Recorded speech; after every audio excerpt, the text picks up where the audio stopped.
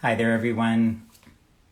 We'll be starting in just a couple of minutes. We were having some technical issues, but welcome, everyone. We'll be starting soon in our conversation with Prab Kaur, NutriCore, as we talk about nutrition concepts for our families. So just hang tight as we let everybody kind of get settled in.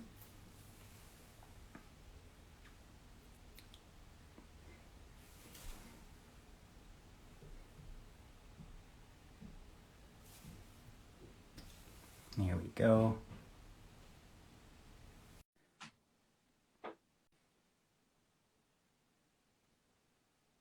Perfect. Hi, Prab. Can you see us? Yes, can you see There we me? go. Good to see you. Good to see you too. Thanks so much for taking the time to chat today. Of course. Thanks for having me. As a part of our Nutrition Month programming at Punjabi Kids Health, we've been sharing information and asking questions for our family, our friends online about nutrition and how it impacts their families, Yeah. and particularly Punjabi ਘਰਾਂ ਦੇ ਵਿੱਚ ਜਿਹੜੀਆਂ ਚੀਜ਼ਾਂ ਥੋੜੀ ਫਰਕ ਹੁੰਦੀਆਂ ਜਾਂ ਜਿਹੜੇ ਅਸੀਂ ਫੈਸਲੇ ਲੈਣੇ ਹੁੰਦੇ ਆ ਨਿਊਟ੍ਰੀਸ਼ਨ ਬਾਰੇ ਜਾਂ ਖਾਣ ਪੀਣ ਬਾਰੇ ਬੱਚਿਆਂ ਨਾਲ ਵੀ ਬਜ਼ੁਰਗਾਂ ਨਾਲ ਵੀ we had some questions as well. So we're so glad you could be here. Our followers shared some questions, but maybe before we get into that, you could tell us a little bit about yourself. Sure, yeah. I'll do it in English, just it's easier. But yeah, I'm Prab. I'm registered dietitian, registered in Ontario. I grew up in Ontario, Canada, completed a couple of degrees. I wasn't really sure what I wanted to do coming out of high school, as I'm sure a lot of people aren't. And I was always interested in nutrition. I just didn't know what that meant as a career. I didn't know what a dietitian was.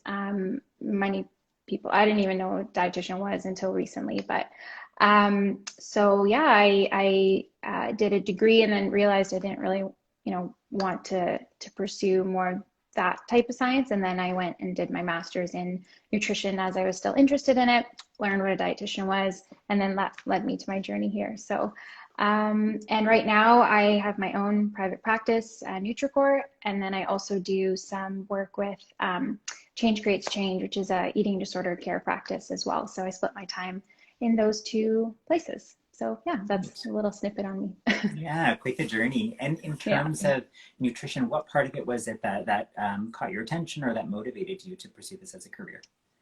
I think it was the preventative aspect of it, where I'm kind of just starting from the base and building those habits and healthy habits to, like there's some illnesses that are really related to nutrition, and if we can target that from the beginning, I found that very interesting, and I felt passionate about that. So yeah.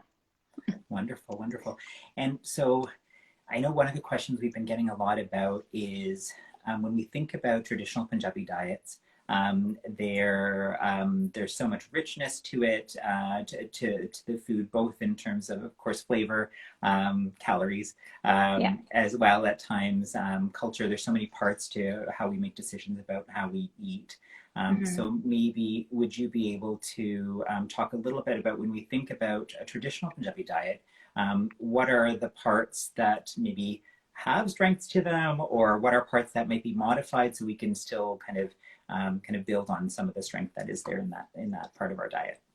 Yeah. So the Punjabi diet is, if you look at it, like take a step back and just look at the components, it actually has a lot to it, right? There's the typically when we build meals, we like to look for the protein, the carb, complex carb in the grains, and then we look at the fruits and vegetables. So when we look at the Punjabi diet, we have the protein in the dal and the shole and those types of dishes.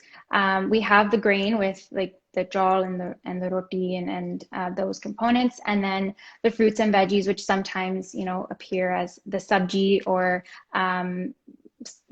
the salad, which usually isn't there, but Yeah, the salad. yeah, a Yeah. salad, yeah. So it has those components there. It's just sometimes when we make like, I guess I can just kind of go into Punjabi and come out in English and stuff. So when we make like the chole and we put like the tail and the oil in that, sometimes that can, you know, increase one aspect of the diet, whereas then we're missing out on some other things. So like we talked about the salad, you know, कई बारी सब्जी नाल नहीं हुंदी, आपां कल्ले खाने दाल ਜਾਂ chole, we pick one or the other, right?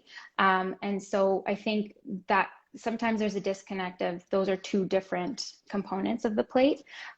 So I feel like I'm going on a tangent, but the main good things I would say is we have the legumes, we have the chole, we have the lentils, we have those.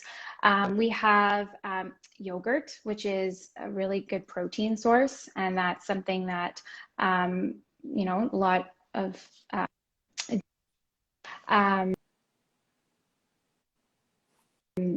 dairy seems to be this, you know, scary food for a lot of people, but it actually has lots of benefits. So we have that. Some of the dishes, like while we don't have the like salad and salad on the side, we have things like sog, which is like pretty much just like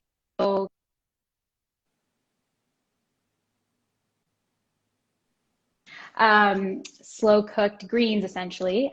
So that's one thing. We also have a lot of like roots like ginger and garlic and spices like turmeric and all that, which you know, there's research coming out and showing its potential benefits. So we've had that for a while. And then even aside from the food, we have like agriculture, we have gardening that's so in tune with our culture that is really awesome because it's giving us this fresh produce that we can make in our backyards for like 6 months a year. So, but yeah, so that I would say are the positives that I've seen in our diet, which is a lot, to be honest. And then it just comes down to the tweaks, you know, that the oil sometimes that can appear, the snacks that can sometimes be a little bit on the higher, you know, fried or sugary side. I would say sometimes the roti and the chawal, like chitta atta vardde aa, te ਉਹਦੇ ਨਾਲ ਵੀ, you know, there's less fiber in that. So there's little tweaks that can be made, but I think the basics are there. And then obviously the salad, I feel like that's not always incorporated, but that is something that, you know, incorporating cooked and raw would be something that could definitely be of benefit. So yeah. Great. And so in terms of modifications there, so I was hearing you say kind of maybe trying to look at some of that balance on the plate. I guess some of that would be including kind of increasing the salad part of it, or the sabji part of it, cutting down on oils as well. I guess I've heard also about salt content as well sometimes. Yes. Yeah. Salt can be tricky. And I think what most people don't realize is the less you use, the like you'll get used to that. And so often it's, you know, we use so much like it won't taste as good, but your taste buds actually adjust. So salt is definitely something, but it also like it's ingrained in a little bit in our culture of the taste, but I think it's something that's so easily modified with just putting in less at home. And that's, and I think where it comes in. And when it comes to packaged foods, like we didn't have that, like that wasn't something that our diet contained, right? That's something that I think everybody is just incorporating more now just for convenience sake. And then obviously there's a variety of different, and I'm referring to like packaged snacks, not like packaged foods, but so that I think is something that can be easily modified and that people can get used to, even though it might not seem like it at the moment. Sure. And another thing that's come up in terms of our questions is around our household. So especially if you have multiple generations or you have a big family in one household, and practically it makes sense, I think, to try to streamline some of your nutritional programming or your planning around groceries and food preparation. What are some tips on how to kind of create healthy meals that work across kind of the spectrum of the people in your household? Yeah, so I think the same basic principles apply from when, you know, a child's able to eat meals to our grandparents and the older generation, where you're just looking at those components. I always come back down to those components. I think it's such an easy way to just like check off, do I have all the parts of the meal that I need? And keeping the meals the same throughout, the age group, I think, and I guess we'll like talk about this a little bit later, but that helps to just normalize, that everyone has this is what's prepared, this is what's available. How much you eat is, dependent on what you need, but we all need the protein, we all need the grains, we all need the fruits and vegetables. So as simple as possible would be just making one meal, and that's what everybody eats, but they choose how much and how much they need. And yeah, so building those plates like the Canada's Food Guide, but like, putting our foods in there, and getting in those dals and the cholet, and like the nuts and the seeds, and then getting in the roti and the jal, trying more for those brown varieties, and then the sabjis, the fruits, the vegetables, however that can be included, and then and the dairy also in the protein foods as well. So I think that's kind of the best way, is just keeping it simple. Everyone has the same meals. Snacks, depending on who needs a snack, you go from there. But and then modeling. I think everyone, when we're focusing on kids, having the adults model that healthy relationship as well, and incorporating a variety of different foods, and normalizing eating. And I think that's just throughout the life cycle. So yeah. Yeah, that sounds good. Yeah. And in terms of, we've been getting questions from parents around lunches, and really what an approach should be. So when we're packing a lunch, ਜਦੋਂ ਬੱਚਿਆਂ ਲਈ ਅਸੀਂ pack ਕਰਕੇ ਸਕੂਲੇ ਭੇਜਦੇ ਹਾਂ, ਜਾਂ ਅਸੀਂ ਘਰੇ ਉਹਨਾਂ ਨੂੰ ਖਵਾਉਂਦੇ, if they're doing virtual school or online school, throughout the day, like what's an approach to that? I think most schools tend to have like a lunch and then 2 nutrition breaks or 2 recesses. So there's a couple of times throughout the day where they can eat. In terms of families trying to figure out kind of what should that lunch look like, do you have any? There we go. Do you have a bit of an approach to that? I was saying, my screen froze. I apologize. No, it's not your fault. So I think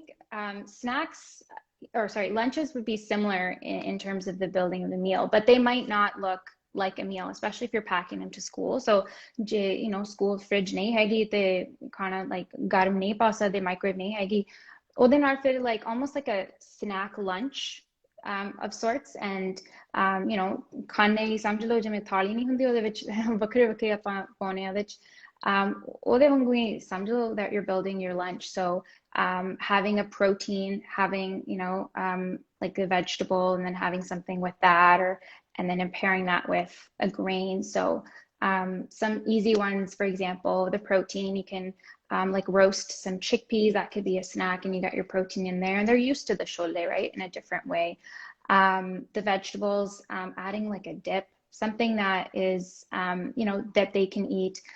It all depends on the availability of like fridge and stuff like that. So if you're looking for more dry snacks, you're leaning towards more of the nuts and the seeds, the whole fruits, the vegetables, the roasted chickpea, stuff like that, where you're kind of incorporating those things, making your own kind of, I like batch preparing a bunch of stuff. Mm-hmm. So batch preparing like your own granola bars and stuff like that, which can be easily incorporated, or finding ones that you like and choosing those.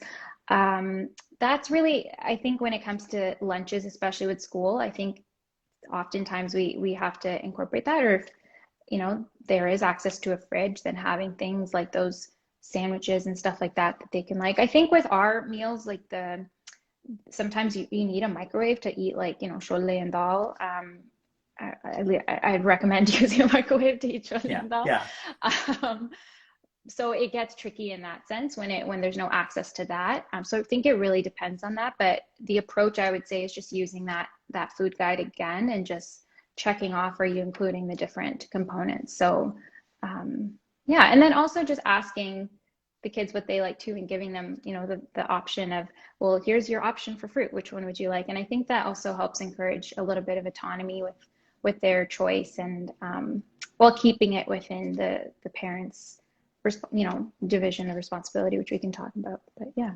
Yeah, and when you think about, I guess I'm thinking about how easy it is to grab snacks at the grocery store that are already prepared. So like the granola bars, the snack squares, all of those sorts of things. And so sometimes it's easy just to grab those and to throw them into lunch boxes as well. What are your thoughts on those, or especially for kids that are used to those, if a family's trying to move away from that, maybe some thoughts on kind of snack options?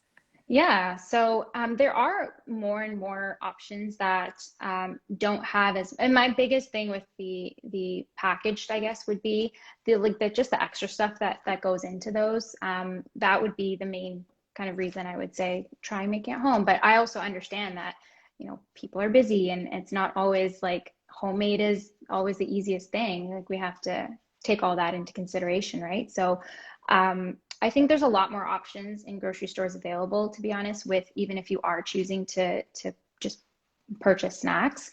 For example, like granola bars, there are those that just use minimal ingredients and, they just make the convenience part. They're not just adding extra stuff. They're just adding the convenience, which I think is perfectly fine and something that you can incorporate. One of the ones that like something like a Lara bar, which is like I think it's like 4 or 5 ingredients, but what they've done is they've just processed it for you so that it's ready to go, but you can make that at home too if you so choose. So I think in those cases, either option is fine depending on your ability. सारे कोले नहीं time हुंदा करे like इन्ने snacks बनाउण रोज ते जे बाहरों खरीदते हैं फिर ਉਹੀ है ਜਿਹੜੇ ਤੁਸੀਂ ਖਰੀਦਦੇ ਹੋ ਦੇਖ ਲਓ like ਪੜ੍ਹ ਕੇ ਕੀ ਹੈ ਇਹਦੇ ਚ ਜਿੰਨੇ ਵੀ ਘੱਟ ਹੈਗਾ ਉਹਦੇ ਚ then usually it's the better option in my eyes. But yeah, I would say, and if you're willing to make those at home and you have the time, batch, I would say make a bunch and put it in the freezer because there's no other way that that's sustainable. I think it's a lot. So yeah, often I'll just make like a batch of granola bars, cut them up, throw them in the freezer, and then just thaw as you need. Great. And I think, especially foods like that, it's so fun to get kids involved in as well. So to think about cooking together and then having them be a part of that process and to understand maybe some of your decision making. And when you were talking about reading labels, it's reminding me also of how we've been encouraging families to do that more so with kids. So especially depending on their developmental level, if they're able to understand. So if you're trying to look at, I guess, how much carbohydrate or fat or overall calories are in it, is that something that you would recommend kids being involved with depending on their level? So I think when I talk about labels, I'm mostly like referring to the ingredients and just seeing what's in the package. I think it's a slippery slope with reading like the nutrition information for kids because I don't think they fully understand. There's just so much out there when it comes to things like the calories. I think that's I don't even think for adults it's necessary to worry about that kind of stuff when you're reading in a packaged food. Because for the most part, for example, like a granola bar, it's usually within a certain range that you would eat at home anyways. I think I'm not a big calorie content reader. I think it's more focusing on what's in this. What is this snack or food made out of? And then kind of, is that something that's fitting in with the diet and not diet in like your daily diet. Right. But so that's what I would focus more on. And if that's something that kids want to be involved in, I think it's something that parents can have that conversation that not like this is giving you this and this. You can say this is this is a good source of protein or something like that, but I think when we get into numbers it can get a little tricky for kids and for adults. So so focusing more on kind of the quality and the variety. And perhaps the balance is what I'm hearing from you, right? As opposed to the nitty-gritty of the numbers. Yeah. And so, around, of course, children and diets, a lot of the questions that came in were around our kids that are picky eaters, and as Punjabi what are your thoughts on an approach to children that are seen as picky eaters? I think ਪਹਿਲੀ ਗੱਲ ਹੈ ਕਿ ਬੱਚਿਆਂ ਦੇ ਸਾਹਮਣੇ ਨਾ ਕਹੋ ਕਿ ਤੁਸੀਂ ਨਖਰੇ ਕਰਦੇ ਆ ਜਾਂ ਤੁਸੀਂ ਆ ਨਹੀਂ ਕਰਦੇ। I think ਉਹ ਫਿਰ ਉਹਨਾਂ ਦੇ ਫਿਰ ਮਨ ਚ ਪੈ ਜਾਂਦਾ ਰਾਈਟ ਕਿ ਮੈਂ ਆ ਨਹੀਂ ਖਾਂਦਾ ਆ ਨਹੀਂ ਖਾਂਦਾ। ਸੋ I think ਪਹਿਲੀ ਗੱਲ ਤਾਂ ਇਹ ਆ ਸਾਹਮਣੇ ਨਾ ਕਹੋ ਉਹਨਾਂ ਨੂੰ। ਜੇ ਪਤਾ ਹੀ ਲੱਗਦਾ ਕਿ ਨਹੀਂ ਖਾਂਦੇ ਫਿਰ then ਆਪਾਂ we can go from there. So that would be the first thing. The second is what we call like the division of responsibility when it comes to eating. So that means that parents are responsible for the what, the when, and then the where, and then the kids are responsible for the if and the how much.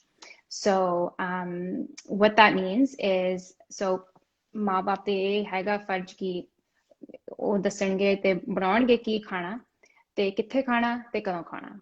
ਤੇ ਬੱਚਿਆਂ ਦਾ ਇਹ ਆ ਕਿ ਜੇ ਖਾਣਗੇ ਜਾਂ ਕਿੰਨਾ ਖਾਣਗੇ ਉਹਨਾਂ ਦੇ those are the responsibilities that each party has. So if parents are choosing the meals and they're presenting them at a similar time of day every day, and they are encouraged to everybody ਸਾਰੇ ਇਕੱਠੇ ਬਹਿ ਕੇ ਛਕੋ, then the kids ਬੱਚੇ ਆਉਣਗੇ ਤੇ ਉਹਨਾਂ ਦੀ decision ਆ ਕਿ ਮੈਂ ਖਾਣਾ ਜਾਂ ਕਿੰਨਾ ਖਾਣਾ। ਤੇ ਉਹਦੇ ਨਾਲ you see that most of the time kids will eat. Their hunger will overtake them at some point and they will eat, especially when that structure is there. And they know to expect a meal at this time, the snack is at this time. If they're choosing not to eat the meal, then they are aware that the kitchen is closed until that snack comes. So this is essentially your eating opportunity. I think providing that structure and providing that stability and knowing when meals are provided and when snacks are to be eaten, it really helps with the picky eating. In if it nakre de mauka nahi milda ਉਹਨਾਂ ਨੂੰ ਤਾਂ ਫਿਰ ਜਾਂ ਖਾਓ ਜਾਂ ਨਾ ਖਾਓ, right? But also not to put pressure on them to eat, and remembering that again they are going to eat, they're going to get to a point where they are hungry, and if they have pressure je apan kehne ha ki nahi aa khana inna khana, they almost push back, right? They don't they really don't want to at that point. It's putting a lot of pressure on them. So I think making it as positive and as stress-free as possible and letting them decide, because like I said, they are going to get hungry at some point, they're going to want to eat. If you're seeing your kid is like it's a consistent pattern of choosing not to eat or eating much less than you think that they should be eating, I think there's no harm in seeking some support and just making sure there's not a bigger problem at hand. But for the most part, kids will eventually wear them down and they'll eat. So I think remembering that division of responsibility, not pressuring them, keeping the environment positive. They ought be ਜਿਹੜਾ ਵੀ ਹੈਗਾ ਉਹਦੇ ਨਾਲ ਇਕੱਠੇ ਬਹਿ ਕੇ ਖਾਓ, right? ਜਿਵੇਂ ਬੱਚੇ ਤੁਹਾਨੂੰ ਦੇਖਦੇ ਤੁਸੀਂ ਖਾਂਦੇ ਆ ਫਿਰ ਉਹਨਾਂ ਦੇ ਵੀ ਬਣ ਜਾਂਦਾ ਮਨ ਚ ਕਿ ਓਕੇ ਇਹ ਤਾਂ ਹੈਗਾ ਆਪਾਂ ਸਾਰੇ ਨੇ ਇਹੀ ਖਾਣਾ ਵਾ। So yeah, I agree. I think there's so many important kind of behavioral pieces there, right? About kind of ਬੱਚੇ ਸਾਨੂੰ ਦੇਖ ਕੇ ਸਿੱਖਦੇ ਆ, ਸੋ ਜਿੱਦਾਂ ਅਸੀਂ ਖਾਵਾਂਗੇ ਉਹਨਾਂ ਨਾਲ ਹੀ ਫਿਰ ਉਹ ਸਿੱਖਦੇ ਆ। And I think also the importance ਕਿ ਪਰਿਵਾਰ ਨਾਲ ਇਕੱਠੇ ਬਹਿ ਕੇ ਜੇ ਖਾ ਸਕਦੇ ਆ, there's so much value in that, in terms of making it a positive experience as well. So and then there was a question that was sent in from one of the kids that's a follower, that was that, and they were asking about kind of how often should we be allowed to have treats, and in particular they specified macaroni and cheese. But so when we think about kind of when we're planning out what the week should look like, how do we approach foods like that where it may not be something that a grown-up chooses, and I hesitate to call it a treat or a cheat meal or something like that. Me too. I don't like the kind of the precedent that's set. So if we're thinking about them, about kind of children's role and them choosing every once in a while to have something that is more calorie dense or something that might be kind of off of what we might typically choose, what's an approach to that?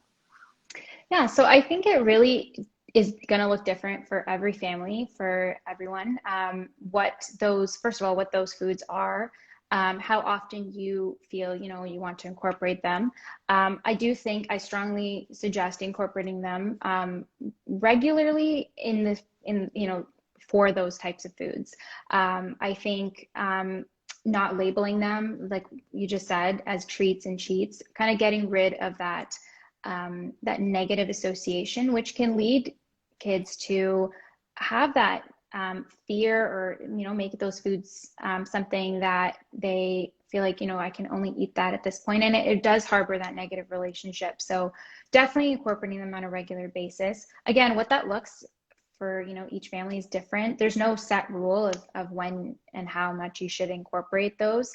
I think when something like macaroni and cheese, if you incorporate them and it's part of the meal, you got some broccoli. This is just based on my taste. I don't know if everyone likes this, but like some broccoli on the side with the mac and cheese. You got like a bean salad.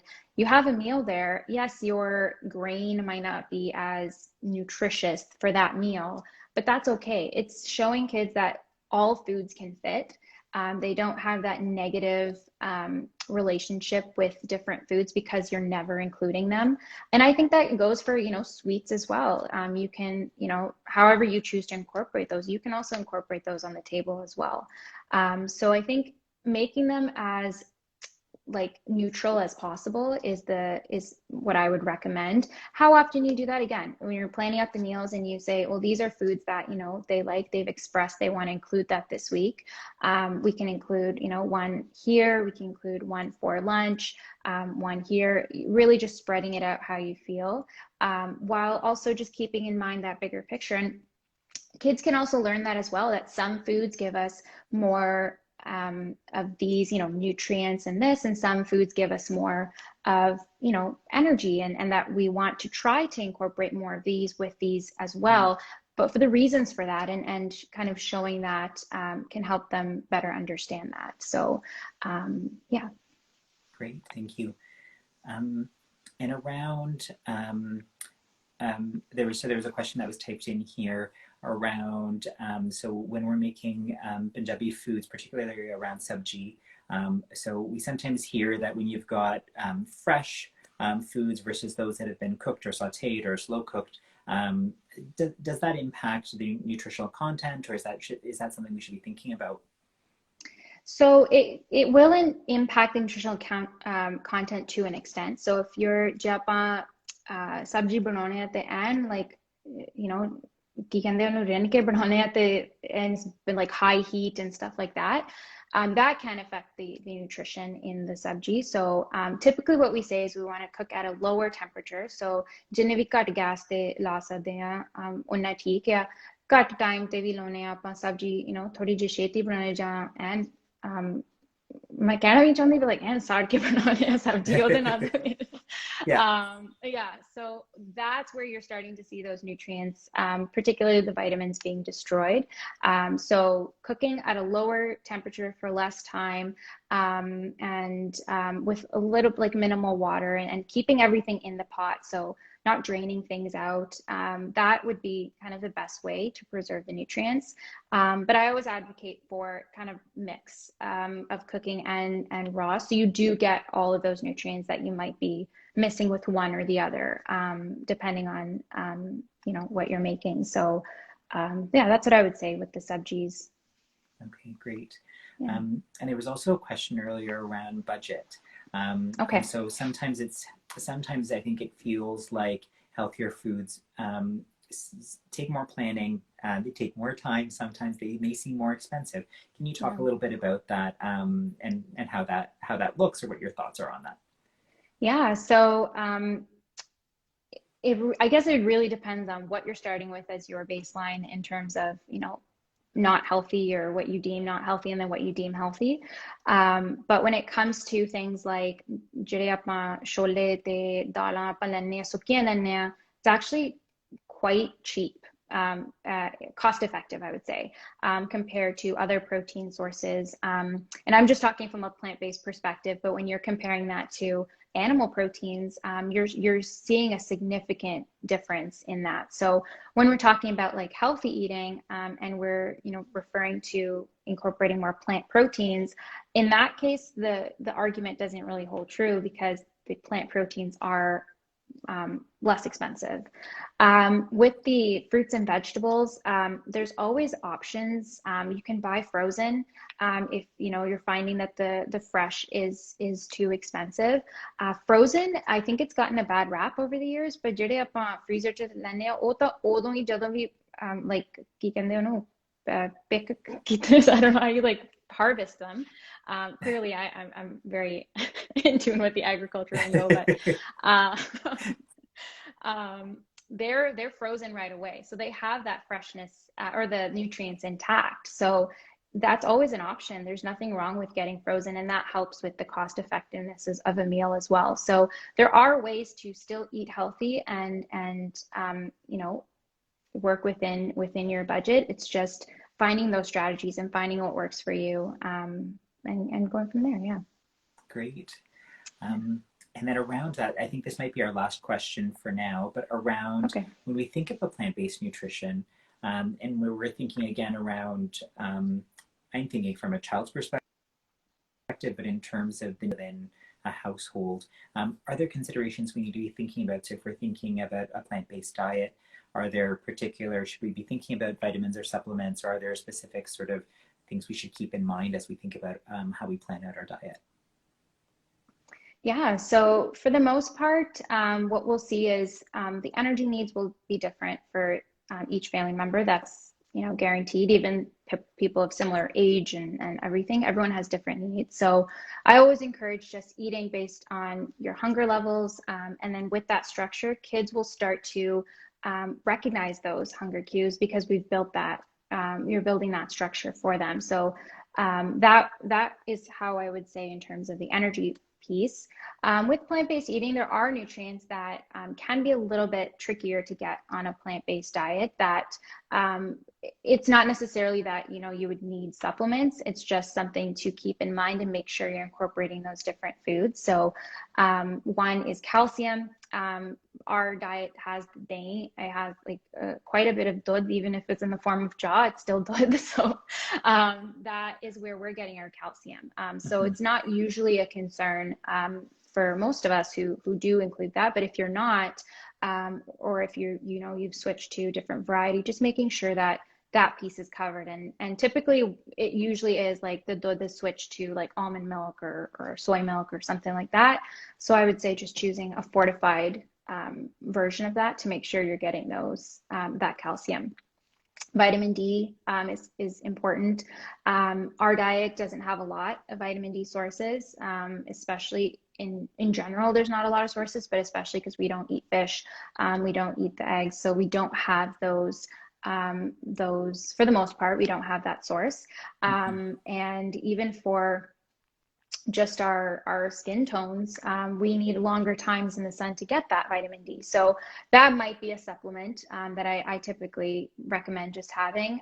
You'll still get some through the milk, and just making sure you get enough of that milk, but it might still be something that is a little bit lower. And so vitamin D is usually one that I recommend as a daily supplement, especially in the winter where I don't think anybody in Canada is getting enough. So that would be the main one. I would say supplement would be something I would just to make sure. And there's still so much research with vitamin D going on, as you probably know, that we don't even know, what is that ideal number. So I think just making sure everyone has enough. Omega-3 fats is another one, which we can get through things like flax. So alsi, if you're putting that alsi in, like granola bars, or you're putting them in like the breakfast and stuff, there's easy ways to incorporate that. So I would say that would be a common one that I've seen in our diet where, even if you're making pinya, you can make healthy pinya and just incorporate some alsi in there, right? So there are ways definitely to get omega-3 fats in the form of the vegetarian sources. Protein. They always say protein is an issue in the plant-based diet. I don't always agree because we do have, valuable protein sources. It's just what happens is the sabji and the dalan get switched around, and that's where I think we see the lower protein intake. So if we just keep that in mind and remembering, like sabji hundi hai, like vegetables, and then dal and chole protein hundi hai, right? So ਜੇ ਉਹ ਯਾਦ ਰੱਖਦੇ ਆ ਤੇ ਪਤਾ ਹੀ ਲੱਗ ਜਾਂਦਾ ਕਿ ਪ੍ਰੋਟੀਨ ਤਾਂ ਹੋਣਾ ਚਾਹੀਦਾ ਸਾਡੇ ਸਾਡੇ you know ਖਾਣ ਦੇ ਵਿੱਚ so that would be one and then there's iron which is something that can be tricky on a plant-based diet, especially because the plant sources may not be absorbed as much. So there are ways that you can help to increase that intake when it comes to, for example, if you're eating the dal, you know, and you're adding in some, you know, like red peppers, and you're adding in those vitamin C sources that can help. Still then, you know, there might be some deficiency there, especially in younger kids, making sure that they have those sources. So that's something I wouldn't say take a supplement on its own until you get your levels checked. There's, as you know, a lot of, you know, there might be some adverse like constipation and stuff like that, and also risk of getting too much. So ਜਦੋਂ ਵੀ supplement vitamins minerals ਵਰਤਦੇ ਆ ਉਹਦੇ ਨਾਲ ਵੀ ਦੇਖਣਾ ਚਾਹੀਦਾ ਕਿ ਜ਼ਿਆਦਾ ਵੀ ਮਿਲ ਸਕਦਾ so ਹਿਸਾਬ ਦੇ ਨਾਲ ਤੇ ਜੇ ਨਹੀਂ ਪਤਾ ਫਿਰ you know ਪੁੱਛ ਕੇ ਲਓ so that would be the thing with the iron and then other ones again can be incorporated if you're incorporating the balance and then you're just making sure you're getting all these extra pieces when it comes to the plant-based diet. But those would be the main ones, unless I'm missing one, but I'm pretty sure those are the main ones. So. Oh, that's awesome. Thank you for summarizing in that way. And I think families have been asking about really like online, what are the right resources we should be looking at to kind of read more, to program, any thoughts on where families can look online for further reading or further resources? Yeah, so one that Dietitians of Canada, so our association, has helped to build is it's called Unlock Food. And it's really just a bunch of different topics depending on what you're looking at. So there's child nutrition in there as well. There's just general healthy eating and all of that. So they have pages, like red pages of information. I find them pretty easy to digest, simple and easy to understand for the basics. So that would be one.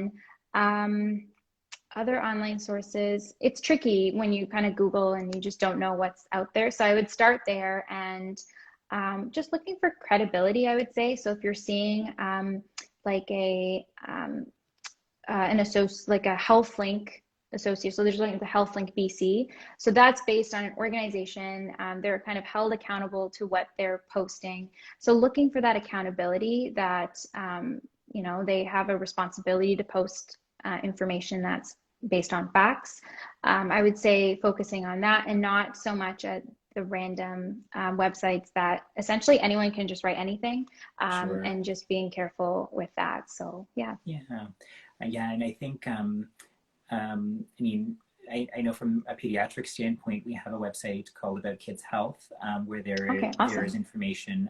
So aboutkidshealth.ca, and so there's information there about nutrition, and it's in multiple languages, including Punjabi, which we handouts and sections as well. And then and caring for kids as well. So that's a section from the Canadian Pediatric Canadian Pediatric Society, where we have information as well for families.